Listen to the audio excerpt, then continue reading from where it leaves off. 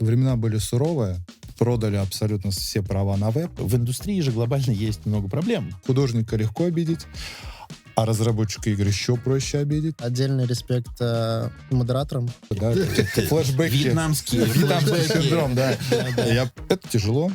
Вот. К этому надо быть готовым. Иначе просто деньги закончатся, и мы закроем все. Потом-то трафика все равно не дадут. Каких-то кликбейтных логотипов навтыкать, скопировать, склонировать. Никакой рекламы, никаких подписок, скрытых платежей. Понятно.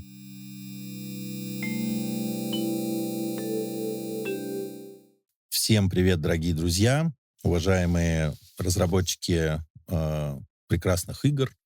Сегодня мы собрались в этой уютной студии с нашими друзьями, с нашими партнерами. Давайте знакомиться. Евгений и Никита из студии Yohoho Games, сооснователи студии. Привет, ребят. Всем привет.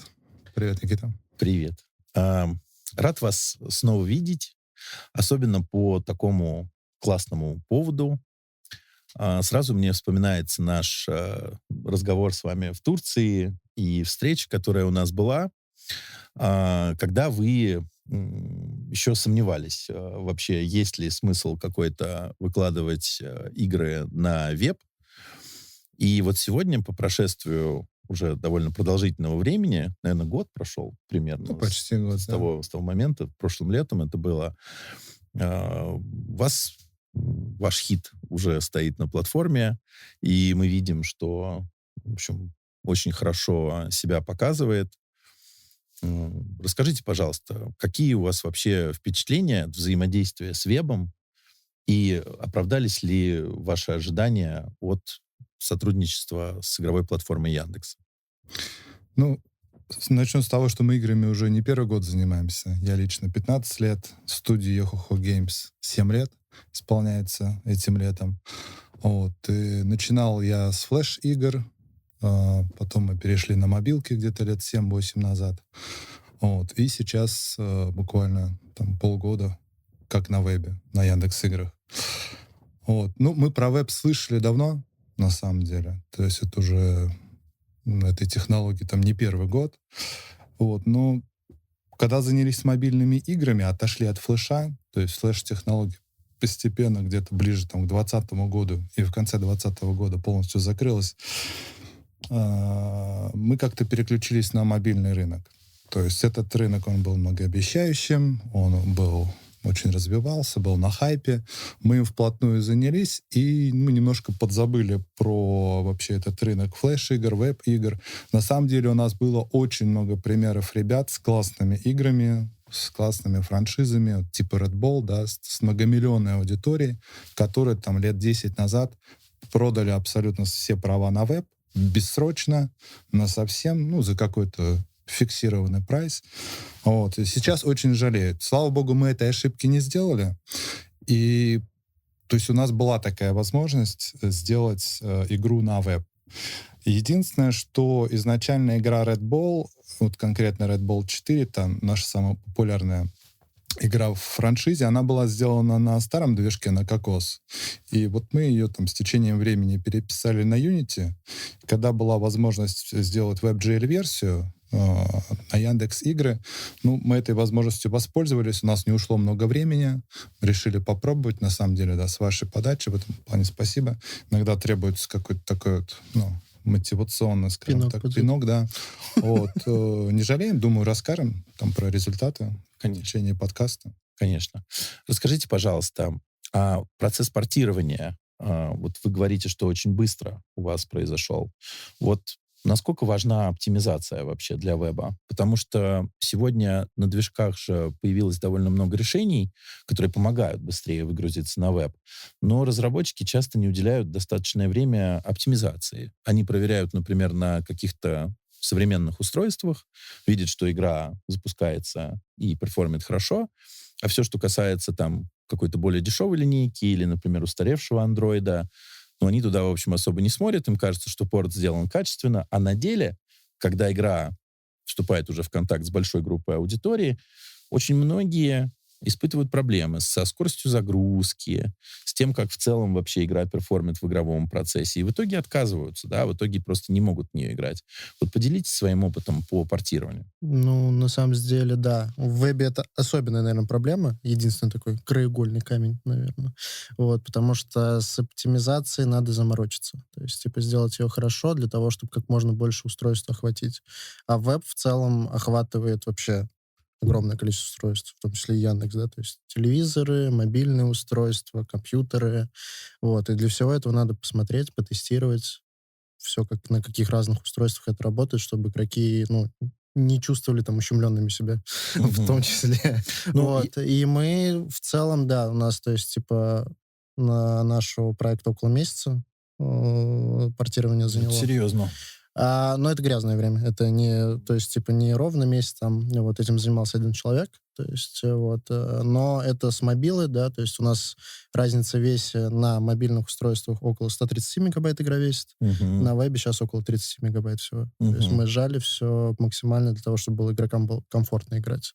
Постарались. Мгм. Вот, и то иногда поступают жалобы, тоже не все пока еще учили. Вот. Реагируете на них как-то? Но мы стараемся, смотрим, записываемся, правим что-то, что можем найти в процессе работы. То есть, да, то есть не всегда получается прям сразу это поправить, вот, но стараемся. М. Хочется, чтобы игроки кайфовали. Не согласен, абсолютно. Мы как платформа, в общем, тоже боремся за это, за то, чтобы пользовательский опыт там, каждого нашего игрока был максимально хорош. И добавить хочу, да. Давай.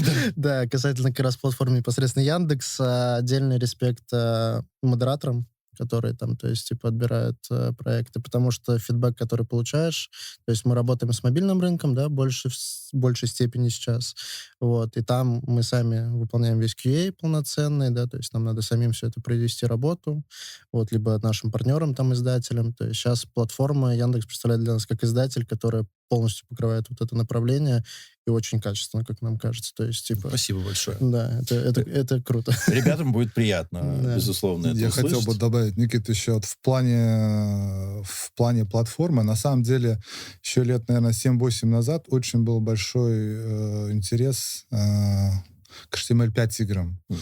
Вот. И нам поступали предложения по поводу того, чтобы портировать Red Bull 4, довольно популярная игра на мобилках, все хотели ее перевести на HTML5. Что меня останавливало, да, как создателя игры, то есть, в чем была проблема? Были готовы даже за свои деньги портировать, то есть к нам приходили, давайте мы отдайте права, мы портируем. Я заходил, пробовал вот этот игровой опыт, я про то, что мы говорим, да, про игровой опыт, про игроков, да. Я заходил, я смотрел, как все это выглядит, то есть как это играется. Это было, очень далеко от нативного опыта, да, вот, и очень далеко от того, как это играется вот сейчас в современном мире, да, на тех же Яндекс-играх, на телефонах и на десктопе. То есть сейчас это приятный опыт, ты можешь зайти, ты можешь скачать приложение, можешь скачать браузер, там Яндекс-браузер, где у тебя не будет никаких верхних полей, да, где у тебя будет возможность там отключить рекламу за небольшие деньги, по-моему, 10 рублей в день, да. То есть ты можешь полностью во весь экран играть без никаких проблем. У тебя есть и сохранение прогресса, у тебя есть там все современные средства тестирования, АБ-тестирования. Вот. Но вообще, в общем, это выглядит все по-взрослому. И мы, когда свою игру, допустим, как любой создатель игры, он хочет для него это такой продукт, а тем более продукт, который ты делаешь там, 15 лет, это, считай, твой ребенок просто, да? И ты не хочешь его отдавать куда-то, где это будет выглядеть, где вокруг будет куча рекламы, все это будет криво в косе работать, да? То есть не хотелось бы. И когда мы увидели, что это действительно удобно, классно, человек, допустим, на платформе, на Яндекс.Играх получит точно такой же опыт, как и на нативных приложениях, да, то есть на Google Play, на App Store, почему нет? Там тоже есть аудитория, люди будут играть. Вот, вспоминать детство, как нам многие пишут. Спасибо за наше детство. Знаете, вот вообще интересно смотреть, как меняется индустрия. То есть, поскольку мы все давно довольно уже в ней работаем, вот был когда-то бум там, игр в соцсетках, браузерных игр, были площадки, которые там собирали огромный трафик. Потом все это неожиданно стало схлопываться на фоне роста мобильной разработки, да, уже апов. А почему, как вот вы считаете, в тот момент очень многие, вот ты очень правильно вспомнил тему, что права на веб вообще отдавались, ну, как бы на третью сторону, чтобы там, ну, хоть что-то оттуда зарабатывать, там, какие-то порты делать, никакой поддержки у этого не было. Как вы считаете, с чем была связана такая недооценка вообще браузерных игр и их перспективы в будущем? Почему произошло такое прям тотальное переключение в мобилу? Понятно, что она росла очень быстро, и никто тогда не очень понимал как бы capacity, да, то есть в какой момент вот этот рост замедлится, то, что мы наблюдаем там последние пару лет, например, да, на Ну мобиле. да. То есть там никто не мог представить, что появится такое количество разработчиков, во-первых, да, что такое количество контента там каждый месяц, каждый год будет в сторы выкладываться. То есть, по сути, началась такая глобальная битва за внимание вообще игрока на вот рынке мобильных игр. Почему так недооценили веб? Ведь было же понятно, что браузеры будут развиваться, да, что там какой-то объем вычислительных мощностей на их стороне будет расти, что там перформанс игр будет расти, что движки будут как-то к этому адаптироваться. Вот как вы считаете, с чем это связано? Если копнуть там 15 лет, 15-10 лет назад, времена были суровые, то есть вот эти флеш-игры, ну, были условно, если прям краткий экскурс давать, были такие веб-порталы, где была куча небольших игр. Это что-то вот похожее на современные веб-порталы с WebGL-играми, HTML5 играми. Были социальные флеш-игры, там были мультиплеерные игры. Мы занимались конкретно вот такими небольшими играми, с чего там Red Bull родился, да. То есть была небольшая игра для веб-порталов с флеш-играми, да. Вот. Бизнес был таким образом построен, что мы не имели никакого контроля над игрой. То есть этих порталов их было 1000, да, и ты, делая игру, загружая на какой-то портал, там было несколько, типа Congregate, Newgrounds, самое популярное, ты фактически терял контроль над игрой. То есть психология была такая, что ты сделал игру, загрузил ее, дальше она распространяется, у тебя нет никакого контроля над этой игрой, ты не можешь не обновить ее, если будет какой-то баг, ты не можешь контент на ее поддержать. А, то есть вот такая ситуация. Тебе платили фиксированные деньги, был такой аукцион. Это license fee был, да? Такой? Да, был такой аукцион, Flash Game License назывался, и ты туда загружал, эти порталы делали ставки, выбирали игры, тебе платился этот фиксированный платеж, все, и ты был вынужден делать следующую игру. Да, были сделки уже с разработчиками, которые не первую игру делают, и мы тоже подпадали, да, тебе определялся определенный там revenue share по рекламе с портала, с определенного портала, но все равно был некий потолок, выше которого ты там не мог прыгнуть. То есть речь о том, что ты длительно поддерживаешь игру, заботишься о пользователях, правишь баги, имеешь какой-то контроль, что ты тестируешь, изменяешь в игре. Такого не было. То есть психология была такая: ты сделал что-то, ты это запустил, и делаешь что-то следующее, следующую часть этой игры или какую-то другую игру. Вот. Эта психология, наверное, сыграла с разработчиками тоже вот злую шутку, что относились к играм, да, как бы этот продукт, который ты делаешь, да, у тебя есть там франшиза, имя, еще что-то такое, но ты все равно, у тебя нет контроля над игрой. Ты ее отдал, забыл, делаешь следующую игру, продал права, еще что-то такое. Вот, сейчас это не так. Мы когда перешли на мобильный рынок, конечно, хвост продаж, контроль, тестирование, забота о пользователях, вот это все, оно немножко сдвинуло как бы фокус. И, конечно, вот мы когда портировали свою игру, там Red Bull 4 на мобилу, на Google Play, на App Store, вот, это был абсолютно другой мир. Мало того, что еще и пользователи как бы начали перетекать из этих веб-порталов, я считаю, потому что это было, банально удобно. Я уже объяснял, да, то, что, конечно, на мобильном телефоне, которые стали популярны, которые завоевывали мир, играть в нативные игры, это было просто удобнее. У тебя фуллскрин, у тебя ничего не тормозит, у тебя нет проблем с производительностью, у тебя постоянные апдейты. Вот зачем я буду играть в Red Bull 4 на флеше, в кривом, в косом браузере с адресной строкой, где мне ничего не видно, да? Я лучше скачаю игру с App Store там, или с Google Play и буду играть. Поэтому я думаю, то есть тут просто пользователи перетекли Вот. Ну и у флеша были, конечно, проблемы, да, с производительностью, с безопасностью, то, на что там площадки мобильно делали упор, где они имели контроль. Всего этого не было у флеша, поэтому постепенно его, конечно, хоронили год за годом. Ну вот в 2020 году окончательно, то есть последний гвоздь официально там был забит. Ну, в середине Да. десятых, мне кажется, уже такой был. Хотя могу сказать, конечно, я вот вспоминаю флеш-игры и вот эти порталы, где каждую неделю, каждый день топ-5 игр ты мог зайти посмотреть. Каждую неделю, каждый месяц с призами. То есть, ну, было круто. Была конференция, FlashGam она называлась, а не DevGam, да. То есть это было очень большое комьюнити, очень креативное, творческое, где люди действительно больше отдавали внимание на... То есть это вот все, что ты делаешь, запаковывалось в SV-файл, ты пуляешь его, да, и все, больше никакой там какого-то контроля с твоей стороны нет. То, что ты туда вложил, вот как так оно и полетит, да. Это был вот такой творческий полет, и очень были интересные там и многие мобильные тайтлы родились с флеш-игр. Конечно. Уже не будем забывать об этом. Ну, примерно нужно.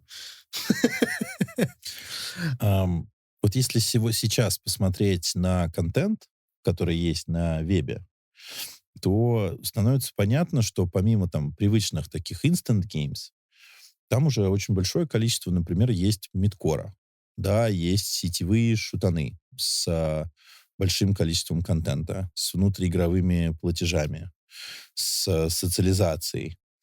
Вот с точки зрения перформанса, на ваш взгляд, вот мидкорные тайтлы в вебе, они насколько близки к нативным? Просто в мультиплеере, например, существует же очень важность высокая там скорости подключения, да, там трекинга того, что происходит. То есть, образно, ты попал там куда надо, да, или не попал. Вот как вы это видите? В чем тут специфика? Специфика? Ну, на самом деле, много проектов уже видел таких. И в том числе на Яндекс.Играх встречаются, да, то есть, типа, довольно большое количество. И отдельно на сайтах люди, то есть, формируют свои проекты, вокруг них комьюнити. Сложная задача, то есть, типа, мультиплеерный проект сделать для веба, да, то есть, типа, мы уже говорили про оптимизацию. Это сложно, вот. Но это круто, на самом деле, то есть развивается такой комьюнити, потому что игроков много разных, всем нужны разные проекты, разные игры, и мидкор круто, что заходит на веб. То есть, типа, это, мне кажется, очень полезно для платформы в целом. То есть, типа, увеличение аудитории, да, то есть любой жанр, любое там как бы сеттинги, все вот это, и мультиплеерные проекты, то есть они расширяют аудиторию платформы, в том числе помогают другим разработчикам, а не только этим, да. То есть, типа, очень много игроков, которые там мидкорные, они в казуальные проекты играют, да, то есть, типа, пересечение аудитории, то есть это помогает всем. В перерывах между катками, да? Да-да-да. На самом деле, да, то есть, типа, я в целом, как в большей степени там PC-игрок, да, но я периодически там веб-проекты сам залетаю, какие-нибудь мидкорные поиграть, что-нибудь, постреляться. Прикольно так. Ну, получается, что вот культура восприятия этого контента, который Женя говорил, да, она, получается, меняется. То есть вот если раньше к этому относились там исключительно как к какому-то быстрому дофамину, да, там типа прийти там 15 минут во что-то поиграть, то сегодня, если мы видим большое количество мидкорных проектов, которые уезжают в веб, это говорит о том, что пользователь туда приходит уже надолго. И вот культура, например, PC-гейминга, да, который ты упомянул, или, например, там мультиплеера на мобилах в каких-то топ-тайтлах, она, получается, примерно равна тому, что сейчас происходит на вебе с восприятием такого типа контента. Наверное, да. Ну. Ведь в индустрии же глобально есть много проблем, как бы, да, поскольку индустрия тоже растет и развивается. Одна из таких проблем связана на сегодняшний день с трафиком на мобилке, да, то есть весь рынок это обсуждает, все это знают прекрасно. Сам способ привлечения трафика на вебе и в апе отличается друг от друга, да, то есть целевое действие, которое делает человек там, придя, например, в мобильное приложение, это инсталл, да, то есть он должен ему должна примелькаться там эта реклама, он должен заинтересоваться какой-то игровой механикой, ему должен быть близок как-то визуал, там динамика, момент, и вот в какой-то момент он заходит там в ГП или там на Apple Store и скачивает себе это приложение, да, дальше у него начинается битва там, битва за внимание там всего другого, что есть в его жизни, вот с этим, да, и он в какой-то момент его открывает, играет. Ну, то есть это такое сложное целевое действие и такой довольно долгий жизненный цикл, да, потом этого приложения. То есть что-то должно случиться у пользователя, чтобы он его удалил, например, да, что-то должно случиться, чтобы он в него пришел. Да. Соответственно, поскольку в мире на сегодняшний день там игровых компаний тысячи, да, вот, Больше, больше, да, можно даже сказать, десятки тысяч, да, смотря там, что считать критерием, все они что-то закупают. Всем им нужен какой-то трафик. На вебе это все сильно отличается, да, потому что мы, например, в этом контексте всегда считаем, ну, определенные действия, да, эффективные. Вот мы этим действием считаем, например, что пользователь пришел в игру, поиграл в нее там несколько минут. Вот мы считаем, что это вот целевой трафик, он как бы пришел, все хорошо. И если сравнивать вот конверсии на вебе и в апе, ну, они в разы отличаются. То есть на вебе это делать значительно эффективнее, удобнее и проще, потому что человеку все, что нужно, это клик, да, там сделать, грубо говоря.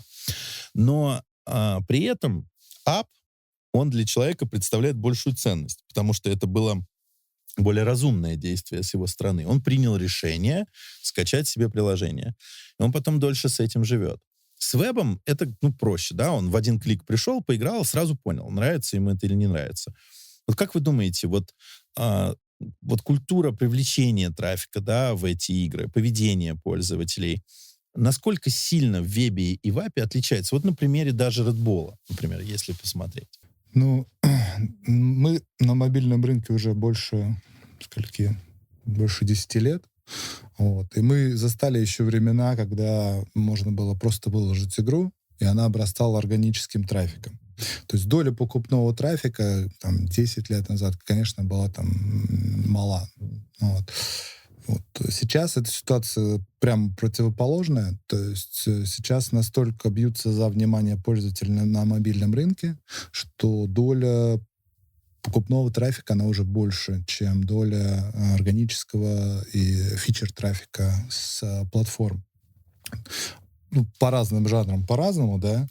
Но в целом примерно, да, ситуация обстоит таким образом, что уже недостаточно сделать просто классную игру, просто ее выложить и там надеяться на то, что чудо случится, твоя игра завирусится. Такое, конечно, иногда бывает, да, там какие-то примеры, там, типа, да, Among Us, там, да, то есть они случаются там раз в год, да, вот, тут же бежит там куча клонов делаться, да, то есть это такое бывает. Фичер тоже вещь такая, которая ты можешь на нее надеяться, ее, скорее всего, не случится, да. Red Bull повезло в этом плане, то есть у нас вот такой, не знаю, пример, как сказать, ошибка выжившего, назовем так, честно. То есть Red Bull 4 очень сильно завирусился на YouTube. Все это подхватилось алгоритмами Google Play, которые просто начали игру фичерить, обеспечивая очень длинный хвост продаж, то есть хвост скачивания. То есть фактически там на текущий момент мы не закупаем трафик на 4-й Red Bull. У нас даже с какого-то момента, там, лет 5 назад поменялся местами трафик фичер, он всегда был больше, чем поиск, чем прямой поиск. У нас поиск стал превалировать над фичером там, Google Play. То есть люди настолько знают эту франшизу, что просто ищут ее напрямую. Поэтому там ситуация вот именно с Red Bull на мобильном рынке сейчас она такая, что в основном наша аудитория просто нас уже знает и приходит за игрой по прямому поиску, либо по фичеру Гугла. Вторая часть нашего бизнеса, вот в Yohoho Games, это такие индустриальные жанры, где сейчас идет борьба за пользователя.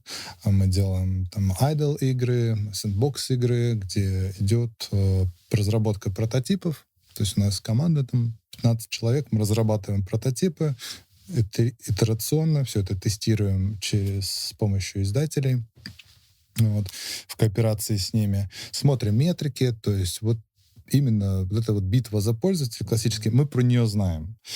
Это тяжело, Вот, к этому надо быть готовым. Это не так весело, как там сделал игру, и все получилось. Там, вот, хотя это тоже как бы это определенная лотерея. Здесь это конкретно бизнес, то есть ты делаешь итерации, ты делаешь прототипы, смотришь на метрики, отталкиваешься от рынка. Мы смотрим аналитику игровую, используем сервис мобильной аналитики рыночной. И на самом деле там ситуация такая, что там условно из десятка тысяч игр, которые в среднем там выходят за месяц на Google Play, опять-таки это вот мы берем игры, которые реально где-то проиндексировались, да, то есть вот в системе, то есть хотя бы там 100 там долларов заработали или там 1000 скачек. То есть мы не берем весь остальной там айсберг, который с нулем загрузок остался, да. То есть из 10 тысяч игр около там 2-3% игр только набирают и окупаются, да, то есть набирают какие-то чеки примерно схожие с бюджетом на разработку мобильной игры, который постоянно растет. Растет требование, растет качество. Поэтому это такой бизнес интересный, творческий по-прежнему. Я думаю, что нет такого, что ты можешь просто механически вот делать и сделать какой-то суперхит. Все равно должна быть идея, должно быть какое-то видение, да, то есть у команды, у ребят, которые разрабатывают. Вот. Поэтому это очень разные модели. Вот Red Bull повезло, там есть определенное вот стечение обстоятельств. Нужное время в нужном месте. Да, нужное время в нужном месте, нужные ютуберы выпускают нужные ролики, все это играет с алгоритмами, то есть это у нас вот как бы одна история. И вторая история, которую мы развиваем уже около там 2 лет, это вот игры индустриальные, которые вот нацелены на покупной трафик. К сожалению, на мобильном рынке сейчас надеяться на фичер или надеяться на виральность можно, но вероятность прям стремится очень близко к 1 миллионной да. процента. Ну да, бы, к нулю. так Да. и раньше есть. платформа очень хорошо трафик Если давала. делать игры как хобби, это О работает. маркетинге игр да. никто не знал в целом.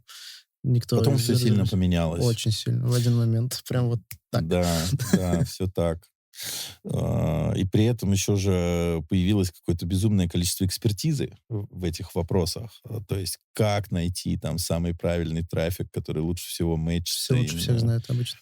Да, какие гипотезы там тестируют. Это же, получается, вообще UA стал такой отдельной вообще индустрией в индустрии, можно сказать. Да. Игровой маркетинг же очень сильно отличается вообще от классического перформанса. У нас же есть куча особенностей всего этого. Слушайте, мне кажется, вот у вас кейс вообще уникальный в этом плане. Потому что вот эта виральность, да, о которой, Жень, ты говорил, вы же добились каких-то там невероятных цифр. У вас что-то 1,5 миллиарда просмотров было у роликов, да? Очень много. Ну, совокупно имеется У в нас виду. есть ролики больше 100 миллионов просмотров по Red Bull. Почему это так случилось? Почему? Детская аудитория. То есть детская аудитория хорошо виралит. Это сейчас она выросла и уже пишет нам, что спасибо за наше детство, да? Вот. Круто. Да, тогда это детская аудитория, а у нее очень специфическое потребление контента, вот особенно на YouTube. Я и сам заметил там со своими детьми, детские ролики с детским контентом набирают какие-то бешеные миллионы, десятки, сотни миллионов просмотров. Они могут одно и то же видео смотреть 10 раз не там. один раз, да, как взрослые. То есть ты посмотрел, ну и дальше пошел другой смотреть выпуск. Тебе нужен новый контент, да? Они могут смотреть одно и то же. Есть целые каналы, которые каждый день выпускают видео по Red Bull, и у них там миллиардные просмотры в сумме. То есть человек там 5 лет снимает каждый день ролики по Red Bull. Вот так, да. Поэтому... На этом строить свой канал весь, да. Да. И не один такой канал. Круто. И в разных странах. Это что очень приятно. круто. Как так получилось? Я думаю, им это не просто доставляет удовольствие контент-мейкерам, а это работает. То есть есть потребность у людей смотреть ролики. Если бы люди, там, ну, дети конкретно не смотрели бы эти ролики, они бы их не делали. Не было бы столько каналов на каждодневной основе, которые бы делали эти ролики. Значит, это интересно. Наблюдать. Еще у нас была уже флеш-игра. И я вот по простоте, по наивности ее не стал никак защищать. То есть вот реально просто взял, выпустил, такой, ой, блин, забыл обфускацию сделать. Ну ладно. И любой человек мог взять эту игру, с помощью специальной программки ее декомпилировать, и вставить все, что угодно. И вот мы такие ролики наблюдаем, то есть там все, что угодно вставляется и амням вместо Red Bull, Ну, такой какие-то UGC-контент, да, зомби, уже? да-да-да, то есть все, что угодно, мы к этому там отношения не имеем, мы никаких денег с этого не получаем, то есть это идет как бы, ну, вирусное распространение всего этого, да, ну, за счет того, что в свое время флешку я забыл защитить, и люди просто ее вскрыли, сделали. Судьбоносно. Судьбоносно, да. И Интересно. оно само работает. Мы, на самом деле, у нас же еще есть редбольчики разные, да, то есть, типа, и мы пытались сделать прогрев аудитории с раннером с нашим, вот, но из этого ничего не получилось. То есть, типа, когда мы Когда просим- специально Когда пытаешься, специально, знаешь, да, это не работает. То есть, типа, вот аудитория именно сама начала это все делать, и из-за этого вот такой результат получился. То есть, типа, если бы на тот момент такое было, не факт бы, что бы это сработало. Хотя, может, тогда еще и сработало. Тогда маркетинг еще не так все воспринимали сильно в те времена. да. Вот. ну, это прикольно. Это действительно для вас такой серьезный драйвер, получается, для бизнеса, Да? который в итоге там сконвертировался во все эти инсталлы, да, и продолжает в игру играть, по сути, до сих пор. Да. А, хорошо. А вот если мы вспомним ваш запуск на Яндекс.Играх, очень многие разработчики у нас задают вопросы, да, как вообще все устроено, как трафик-то получить. Вот конкретно если про Red Bull говорить, то у вас прям очень такой органический хороший рост, вы очень довольно быстро набрали себе такое устойчивое DAU, у вас был хороший ретеншн, и вот, в общем, эту планку вы держите в течение уже, ну, по сути, долгого времени. На Яндексе работают алгоритмы рекомендера, да, так называемые. То есть, когда игра запускается на платформе, там в течение первых недель рекомендер собирает статистику. Ну, как пользователи себя в ней ведут, да, что вообще происходит, как у нее с монетизацией, там, ну, вы знаете, я Следим, думаю, все следим, да. эти вещи. Вот у разработчиков часто есть недоумение, да, какое-то, потому что когда работаешь над игрой, ну, особенно если ты не делал никаких тестовых закупов, да, на каких-то территориях, у тебя есть некое ощущение, что у тебя великая игра, она реально очень прекрасная, ты вложил в нее много сил, да, там, времени, и она Наверняка. по-любому должна полететь. Ну, это правда, то есть такое есть. Но есть случаи, когда этого не происходит, да. То есть рекомендер покрутил там в течение нескольких недель и понял, что, например, время сессии слишком короткое, там ретеншн низкий, не знаю, там оценки плохие ставят игре, да, потому что, ну, может быть, она как раз с оптимизацией там недоделана, да, и пользователь Что пришел угодно там, с может чем быть. угодно. Вот у вас кейс очень наглядный тем, как вы быстро, четко набрали эту аудиторию и потом ее в течение долгого времени удерживали. Вот можете разработчикам нашим, уважаемым, рассказать какие-то свои рекомендации на эту тему? Как вот приходить к таким сценариям, чтобы рекомендер трекал игру как прям очень хорошую? Ну, золотого правила, наверное, нет никакого для разработчиков в целом, да, то есть, типа, ты метрики сам перечислил в целом основные, да, это ретеншн, это оценка игроков, это время playtime, да, то есть время в игре нахождения. Фактически, что на это влияет? Качество продукта, да, то есть, типа, в целом, насколько прикольный геймплей, насколько интересно игрокам играть в этом. Удержание очень важно. То есть, типа, вокруг этого очень много всего строится, да, для того, чтобы сделать качественную игру. И мы говорим не только про визуальную составляющую, да, то есть, типа, это совокупность такая, вот, в целом, игры, да, то есть, и это, как нам кажется, в целом, да, то есть, очень важно. Очень важно, то есть, для игроков в том числе. Они понимают, игроки не дураки, они видят, что из себя представляет игра, и интересно им будет или нет. Ну, наверное, из такого прям самого игрока надо зацепить в первые несколько минут, чтобы он дольше жил. То есть, типа, ему надо дать этот интерес, чтобы он мог продолжить играть в твою игру и вернуться в нее и с удовольствием дальше играть. Вот. Поэтому, наверное, только такой от меня, по крайней мере. Ну, тут да, универсального совета нет. Я бы сказал так, поставьте себя на место игрока. Вот есть сотни игр перед глазами, да. С чего все начинается? С того, что там пользователь заметит иконку вашей игры, да. Вот какая она должна быть, да. То есть мы не говорим там про кликбейт, мы говорим о том, что она должна отражать в первую очередь там суть, да, что в вашей игре будет. Она должна быть визуально привлекательна, должна каким-то образом выделяться на фоне, не тонуть вот во всей этой массе других иконок игр, да. Ныряем дальше на то, что внутри игры, ну, что может зацепить игрока? Интересный геймплей.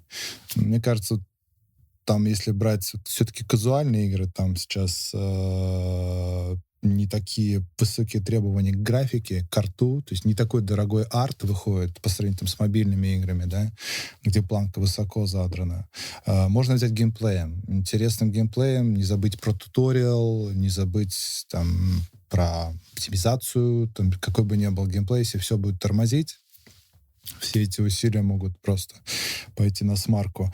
Поэтому поставить себя на место игрока. Сейчас есть все инструменты, есть вся статистика по игре, ты заходишь, у тебя есть все необходимые параметры, вот, которые мы перечислили.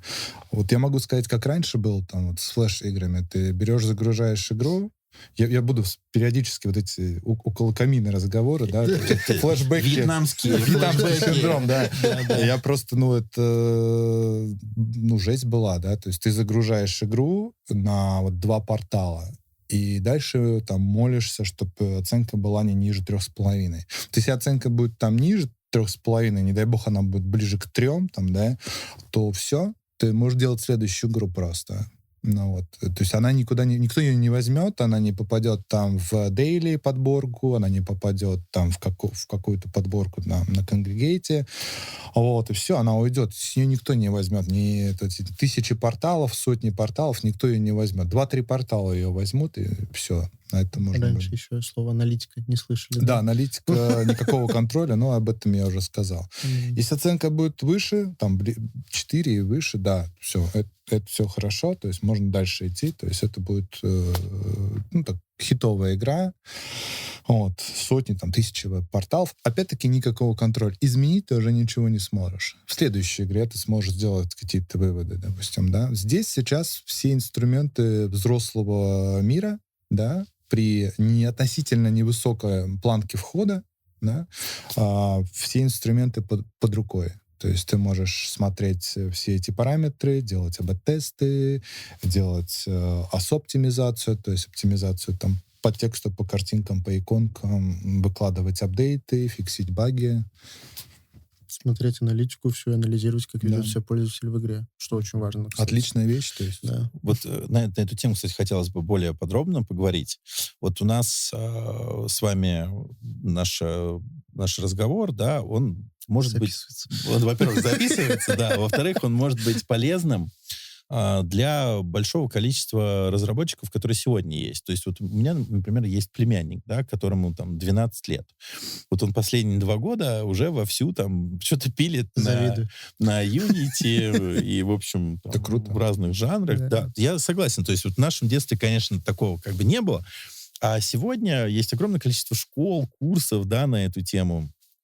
Прям бери, не хочу. Ну, понятно, что они могут быть разного качества, но, образно говоря, вот вход именно в геймдев непосредственно, да, потому что это все-таки разработчик юный, да, как ни крути, он сейчас довольно, низкий. То есть легко туда впрыгнуть, легко начать реализовывать какие-то свои идеи. И на тех же Яндекс.Играх огромное количество есть игр от молодых разработчиков. Вот многие из них, на мой взгляд, опять же, судя по каким-то где-то комментариям, да, там немножко недооценивают аналитику как инструмент вообще оценки твоей игры, в том числе, да, и поведения пользователей. Вот расскажите, пожалуйста, какими тулзами вы пользуетесь? Что посоветуете на эту тему? На что смотреть в первую очередь? Как, кстати, вообще вы рекомендуете лончи делать? Софт-лончи делать их в формате АБ сразу? Что посоветуете? Смотри, в плане вообще этих молодых разработчиков, да, ребят, которые помладше и которые сами такими были, я, по крайней мере, точно, которые знают, что твоя игра самая лучшая, и ее лучше не бывает, да, это такое... Ты их не переубедишь. Да, это молодой, глупый чуть-чуть. Не, может быть, это и правильно. Может быть, это правильная вообще конституция для разработчиков. Иногда хорошо, но не всегда. Но да, по инструментам, на самом деле, сейчас миллион, мне кажется, инструментов разных, которые позволяют тебе и проанализировать, там, и АСО посмотреть. И для молодых разработчиков есть бесплатные всякие инструменты по аналитике, то есть, типа, куча всего, к чему есть доступ. В наше время мечтать можно было такого. Сейчас проблема в том, что, да, у тебя просто может не хватить времени на то, что, ну, и в сутках 24 часа можно, конечно, найти время, но просто информации такой объем большой. Там, я захожу там на YouTube, да, там на ваш канал, куча роликов, с пошаговой инструкцией от А до Я, там, как все это делать. То есть при желании, при небольшом как бы там желании можно спокойно разобраться в любом вопросе. Вот. Я бы для молодых разработчиков рекомендовал еще до того, как они выкладывают что-либо в стор и что-либо оптимизируют и прочее, ну, конечно, тестировать, показывать свою игру, там, единомышленникам, там, целевой аудитории, если под кого-то конкретно там игра затачится. Если ни под кого не затачивается игра, просто хотя бы друзьям показывать, то есть не закрываться. Очень многие вот этим грешат, на самом деле. Я так вижу, да, то есть я вот сделал игру, там она идеальная, все, мне никакие советы не нужны. Очень ревностно, я понимаю, для там, художника легко обидеть, а разработчика игр еще проще обидеть. То есть когда начинают что-то говорить, какой-то фидбэк. У нас еще принято там, в нашем пространстве сразу говорить, что исправить нужно. Никто не хвалит. Обычно говорят, вот тут у тебя тут что-то не то, да, там вот на пиксель надо поправить. И поэтому нужно как бы ты делаешь продукт, игру, да, которую увидит там не один человек, а сотни, тысячи, там, может быть, миллионы, да. No. И каждый там игровой опыт, он там уникален, понятное дело, но будут какие-то общие моменты, да, там, если ты даже на 10 людях протестируешь игру, ты можешь их заметить. Ты там, ну, то есть, если там у тебя первый уровень никто не может пройти, да, ты сделал сотни уровней, да, ну, а смысл в этой сотне уровней, если ты никто, ну, то есть, не понимает, что делать в первом, там, во втором уровне, да, может быть, этому стоит уделить внимание. Как можно раньше показывать игру, не бояться этого. На core геймплей чисто. Да, на core геймплей можно даже без графики. Вот пока графики даже нет, если ее... Вот просто быть открытым вот в этом плане. Потому что если это не делать, можно очень просто быстро, ну, выгореть. Потому что если ты делаешь игру, ты вкладываешь в нее время, все равно какой-то арт, разобраться со всеми этими вещами, там, с выкладкой, там, пройти модерацию, поправить там SDK, вот это все это занимает время. И, ну, конечно, хочется, любому разработчику хочется, чтобы в его игру играли, чтобы у него были хорошие оценки. Быстрее в релиз? Типа Быстрее вот в релиз, да. Мы на мобильном рынке, там, все вообще не быстро происходит, и очень много работы уходит в стол. Но мы уже там как бы не первый год замужем, мы к этому готовы. Если брать молодого разработчика, да, понятное дело, все сразу хотят какой-то результат получить. На самом деле вот платформа дает все эти возможности. Вот что может быть лучше, чем в твою игру, пусть даже это будут какие-то первые деньги, в твою игру поиграют там сотни, даже тысячи человек. Я бы рекомендовал не гнаться сразу за большими доходами, там, рисовать себе какие-то миллионы долларов, там, миллионы игроков. Пусть это будет небольшой доход, пусть вы будете зарабатывать, там, не знаю, 5-10 тысяч в месяц там, на своем каком-то портфолио из игр, да. Это хорошее подспорье. Вы будете получать аналитику, фидбэк по играм, вы можете улучшать там, следующие игры, у вас будут какие-то финансы. Сейчас можно просто там, с 14 лет открыть самозанятость, зарабатывать, легально платить налоги. Все происходит в России там, на банковскую карту. То есть все очень просто. То есть там на мобильном рынке порог входа намного выше. Сейчас с тем, что никто не работает напрямую, тебе нужны иностранные компании, банковские карты, счета, налоговые, вот это все. То есть это отнимает кучу времени, общение на английском, итерационные вот эти вот тесты, которые... Ну, конкуренция супер высокая тоже, да. Понятно, что мы там работаем с командой, с другими бюджетами, тоже такая более профессиональная, там, взрослая разработка. Вот. Но, тем не менее, я бы начал, вот, если бы я был там, молодым разработчиком, возвращаясь там, да, на 10-20 лет назад, я бы начал с веба. Конкретно вот с Яндекс.Игр, потому что это прям идеальное место, где можно начать и быстро не выгореть, и вероятность того, что ты продолжишь заниматься играми, она довольно высока. Вот. Если вы этим горите, если вы не просто мимо проходили и просто забежали там в надежде разбогатеть, а вы реально как бы за игры, про игры, и вам это нравится, да, вот, как и нам, это хорошая возможность, правда. Прям я Шанс на всем... успех повышается, когда ты гонишься за хорошим продуктом, а не за деньгами, кстати. Да, мой опыт Проверенное. показывает в том, и опыт, на самом деле, там, друзей и коллег показывает в том, что успех приходит тогда, во-первых, когда ты этого не ждешь, а во-вторых, когда ты до этого очень хорошо потрудился, причем потрудился именно в контексте продукта и какой-то все-таки мысли о конечном пользователе, а не в погоне там, за деньгами. Деньги могут быть хорошим мотиватором. Грустно делать игры и ничего с этого не получать. Это, конечно, хобби, разработка, то есть ее никто не отменял. Но если понятно, что ты не можешь заниматься без финансовых там результатов, чтобы делать там следующую игру.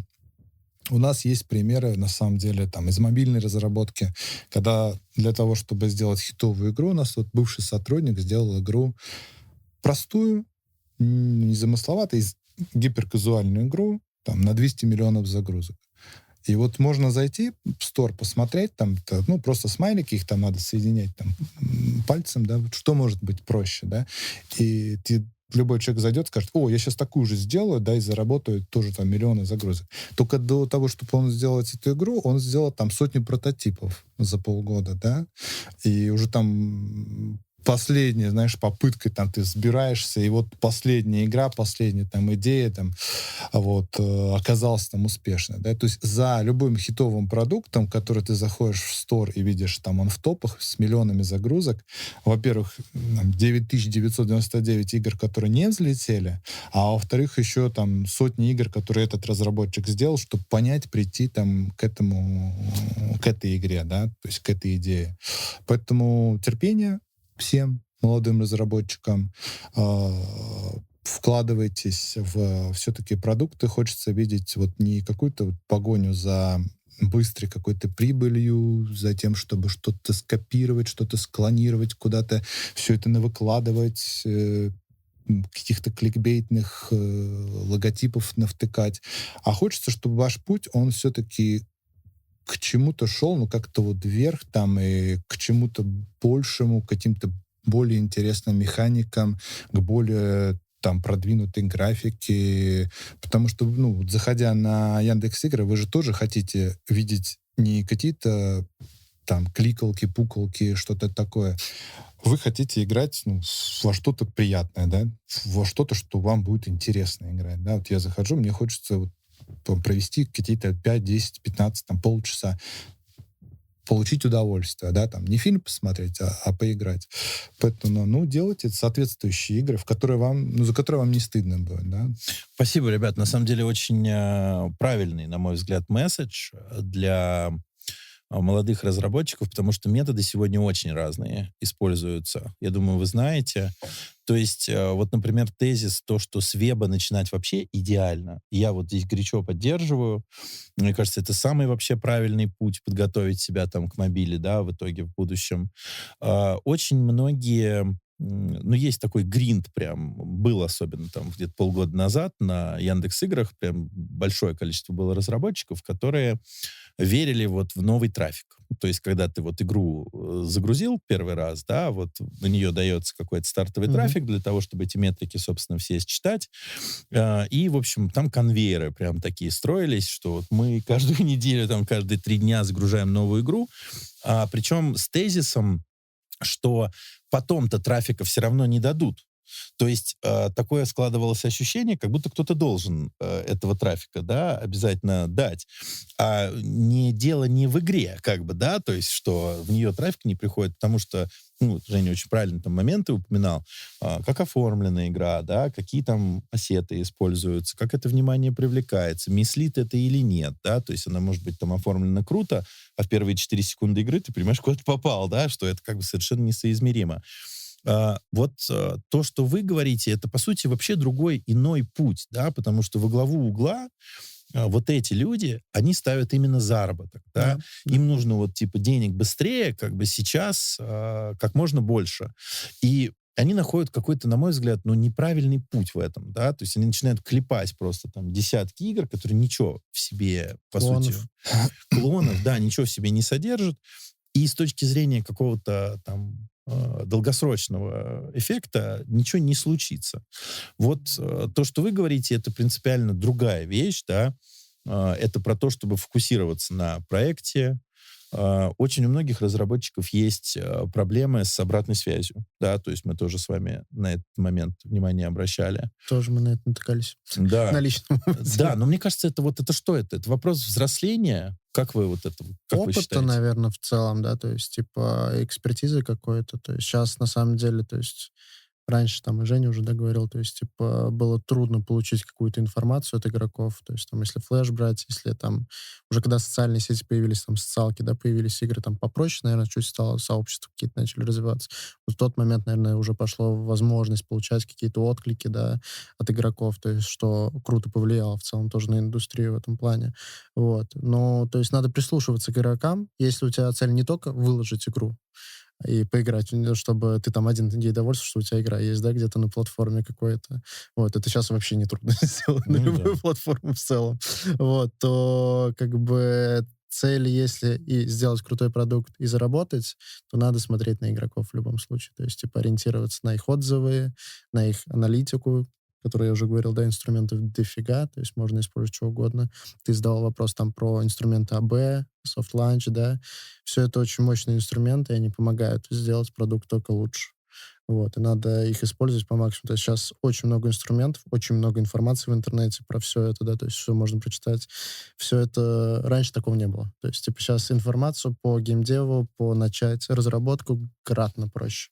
То есть любому. То есть вот как ты сам говорил, да, у тебя 12 лет, да? Да, 12 лет Ну, мне примерно. круто, офигенно. Ну, Это я бы же... сказал, информация не всегда бывает полезной. Да, Не навык всегда. именно нужно иметь. Да. Иногда демотивирующей может быть информация же зачастую. Я вот Она... пока ехал, да, Никита, извини, я Ничего. пока ехал, почитал, что советуют в плане Яндекс.Игр, в плане веб-игр. Вот у меня прям волосы начали шевелиться. То есть, вот. А кто Братья. советует? Ну, давайте без фамилии. Вот. Для меня, знаете, как вот я разделяю там условно разработчиков, которые там делают игры, там, в том числе на Яндекс.Играх, да, на там условно 3 категории, да, то есть ну, там профессиональные разработчики, да, назовем нас так, да, то есть, которые уже там не первый год в играх, там мы приходим, делаем, может быть, это и какие-то берем мобильные тайтлы, переносим их на веб, руки не дошли, вот через 15 лет вот мы их перенесли, донесли. Новые игры тоже рассматриваем. Вот. Ну, у нас команда, у нас там есть возможности вложиться в графику. Вот. Есть тайтлы, есть там какие-то франшизы, еще что-то такое. Вот.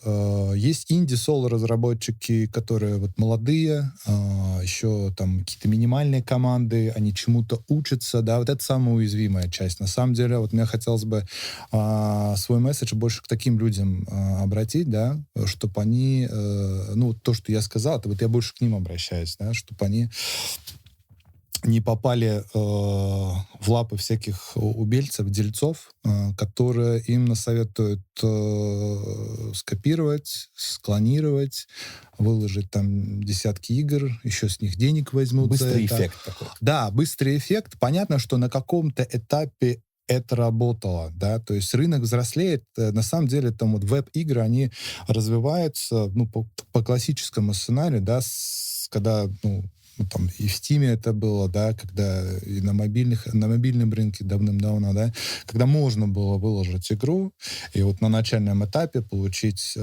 трафик от площадки. Игр было мало, можно было, то есть, когда первый Red Bull выходил, мы были там в топе США в платных играх. Ну, кто себе такой, кто тебя туда пустит теперь, да? Вот, там такие бюджеты на закупку. Вот это был определенный этап развития, когда можно было получить определенный трафик, потому что игр было мало, и всем вот на этой полке хватало места на начальной, да. Сейчас это не так. То есть понятно, что рынок развивается, платформа развивается, нужно уметь подстроиться. Не получится заниматься играми всю жизнь, там 10-15 лет, и ничему не учиться, и никуда не переходить, и вот что-то одно делать. Очень много разработчиков ушло из геймдева, очень много издателей закрылось, да, и там и крупных в том числе. То есть это постоянное развитие, нужно следить, смотреть по сторонам, да, и что-то самому придумывать тоже, не только по сторонам, да, и как-то, если вы любите игры, у вас какой-то игровой опыт есть, да, с других платформ, там, с того же Steam, где много мидкорных проектов, да, может быть, можно что-то перенести, упростить, какие-то идеи, но творческие, не прямым копированием, где все это ставится на поток. Какая третья группа?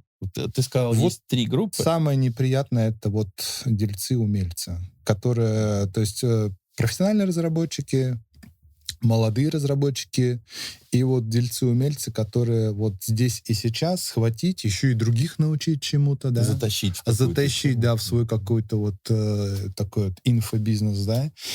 Своеобразный сектор. Я бы на самом деле вот Да. информацию смотрел, фильтровал и не воспринимал бы все за чистую монету. То есть... Понятно. Ну, во-первых, есть несколько примеров. Вот среди партнеров Яндекс.Игр есть, в общем, несколько прям ребят, которым сейчас уже там, по 19 лет, а начинали они еще вот совсем там с юного возраста. И они пошли как раз вот тем путем, о котором вы говорите, да, то есть они занимались своими играми, они не боялись собирать фидбэк, не боялись откатиться назад, да, в чем-то, потому что иногда это бывает, да, и это объективная реальность, которую надо принять. Это сложно. Такие примеры есть, и я лично вот очень доволен вообще, что наша платформа, она помогает таким ребятам находить себя в этой жизни, да, применять свои навыки. Это же действительно важно, потому что игровая индустрия, она же она хорошая, она прозрачная, она честная, она понятная. Она И веселая. она веселая, да, веселая, да. по-своему. Это, конечно, круто. Ну, Ну это, кстати, весело, да, но вот мы работаем все равно. Это работа, это крутая работа для нас, да, то есть, типа, мы от нее получаем удовольствие. Мне кажется, от любой работы можно получать удовольствие, кайфовать. Вот. Здесь, возможно, просто повеселее, чем где-то, но не для всех. Расскажите, кстати, вот как бы вы посоветовали вообще воспринимать процесс разработки игр? Вот сейчас для вас это работа, да, то есть, понятно, у вас уже огромное количество успехов, результатов. Вы когда что-либо делаете, вы всегда понимаете, ну, как бы для чего, да, к чему это. Бизнес-процессы выстраиваются, да, то есть, типа, Да, уже да, в профессиональные, да. там уже немного не совсем про игры прям непосредственно, да, про то, что мы говорили, но мы стараемся вкладывать и душу в это, в проекты, да, то есть свои, которые делаем, и в тот же момент считаем, думаем, анализируем. Все, что раньше не надо было делать, теперь тоже приходится делать и думать об этом. Возможно, это не самая веселая часть разработки в целом, да, то есть вот аналитика, как раз анализ рынка, там АСО всякие, вот это все, маркетинговый материал, это уже думаешь, то есть там смежные какие-то вещи захватываешь, вот. Но в целом сама разработка игр, наверное, веселье от нее и кайф не сильно поменялось, наверное, со временем, да, то есть непосредственно, если мы говорим про проект, да, а не про его окружение, то, что там происходит, дополнительная работа, вот.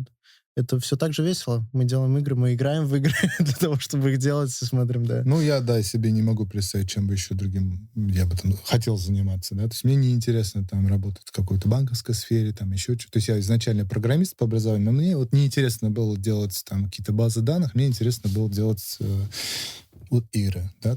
И вот мы этим занимаемся уже там 15 лет. Вот. Это очень интересно вообще, как люди себя находят в этой индустрии. Вот мне много уже лет, вот, но я когда-то был маленьким, вот, когда только выходили первые приставки, там, Dendy, Sega, и вот почему-то уже в том возрасте я на самом деле понимал, что буду этим заниматься, то есть что вот, я буду работать с играми, что меня это очень сильно интересует, многие аспекты там этого интересуют. Здорово, что мы все прошли этот путь и оказались там, где мы есть. Это хорошо. Желаем... Полностью поддерживаю. Да. Отличная, кстати, тема. Вот меня просто друзья спрашивали, какую приставку купить ребенку. Я говорю, да купите, вот сейчас продаются там типа Sega, куда картридж не надо вставлять, да? Они уже вшиты. Они уже вшиты Да, там, да, да. да. Бывает, что там еще и Dendy, и Sony, и Game Boy, и все подряд вшито, Супер да? Nintendo. Я говорю, вот купите вот это. Отличный игровой вкус будет у ребенка. Никакой Да. рекламы, Ну, сотни игр, там, тысячи часов геймплея, вот, никаких подписок, скрытых платежей. Вот, можно прям Идеальный ребенка старт. хороший, очень хороший игровой вкус. Это как вот Погружение, в да. музыке там, да, понятно, все мы там, не знаю, слушаем, кто рэп, кто что, да, то есть, но все равно там есть вещи, которые там классика. классика, да, там, условно, и классика рока, и просто классика, да, ну, хорошо бы послушать, там, не знаю, Майкл Джексон, например. Для кругозора Для вообще. кругозора вообще, какая музыка бывает, с какой сложности она бывает, да, что бывает что-то такое, да, там, драйвовое, попсовое, а бывает что-то, где большая глубина. Я, допустим, люблю нинтендовские игры. Вот Nintendo Switch прям идеальная тема, особенно для ребенка тоже большая глубина геймплея всего, то есть, да, то есть круто, классно. Играешь ты больше ребенка, что-то. Понятно. Слушайте, а такой вот краеугольный вопрос. Как вам кажется, в какой момент проект надо оставить? То есть вот представьте, что небольшая команда загорелась какой-то идеей, сделала игру, им казалось, что это феноменально вообще, что вот это прям какой-то будет суперхит, вообще невероятный. Они начинают показывать это другим людям, и люди говорят, ну что-то как-то, честно говоря, не очень увлекательно. И вот с одной стороны, разработчик, он же ведет такую как бы бой с собой, да, то есть, что вот, ну, ему говорят, что, типа, не делай этого, он должен делать это, да, это проверка. А с другой стороны, ну, есть объективная реальность, в которой в какой-то момент реально лучше остановиться, инвестировать свое время, да, свои силы, ну, в какой-то геймплей, да, вот, ну, вот он не заходит. И пойти и думать над чем-то другим. Ну, просто вот этой же командой начать собирать какой-то другой проект, искать какую-то другую идею. Вот что, по вашему мнению, является триггером к тому, чтобы проект оставить? На самом деле по-разному, наверное, знаешь, то есть зависит очень от проекта. Как мы вот говорили уже про тесты в целом, да, то есть, типа, разные есть виды, и надо начинать как можно раньше проверять механики, кор в целом проекта, да, то есть, типа, и смотреть, как он играется, как он друзьям твоим, там, в первую очередь, да, то есть, типа, это там, ближайший круг, конечно, они не всегда могут дать объективную оценку, но часто можно получить хотя бы первый опыт, вот этот first time user experience, да, как называется, который посмотреть и найти проблемы. То есть, типа, и, ну, чем ты раньше находишь проблемы и их правишь, тем дальше проще. Вот. Скорее всего, там, шанс повышается, да, на удачу, на успех. Вот. Но с каждым этапом сложнее все выкинуть проект, ты к нему уже прикипаешь в любом случае. Вот. Да-да-да, я про это в том числе. Да, то есть, типа, тут надо уметь это делать, научиться, наверное, знаешь, то есть, типа, первые проекты особенно тяжело бросать, то есть, типа, когда ты уже понимаешь, объективно ты потратил там 2 года, и последний год у тебя уже вообще ничего не получается. Знаешь, что ты сейчас говоришь, у меня такая почему-то аналогия вообще, знаешь, как будто отношения с девушкой. Наверное, что-то в этом роде. Опасная тема. Ну, да. тема опасная. Не, ну вот ты просто звучишь очень близко, знаешь, ну, когда вот, например, там, не знаю, строятся какие-то отношения с девушкой, ты понимаешь, ну, как бы, что, ну, это в никуда идет, Были близко, и в какой-то близко, момент да. это надо закончить, да? То Да, есть, ну, но проект уже ребенок, ты уже прикипел Мы настолько, тут с что... да. конференции с Никитой вернулись, были в Ульяновске на стачке буквально неделю назад. И там была выставка игр, она небольшая, буквально там игр 15. Мне запомнилась одна игра, там такой, ну, мужчина уже, наверное, лет 50 такой, с бородой, да? Да, взрослый. Вот, игра такая, выживалка, да, на острове. Survival, да, Survival игра, простенький. трехмерная, короче. А вот, и я спросил, сколько вы ее делаете? 5 лет. И вот как ты ему скажешь ее бросить?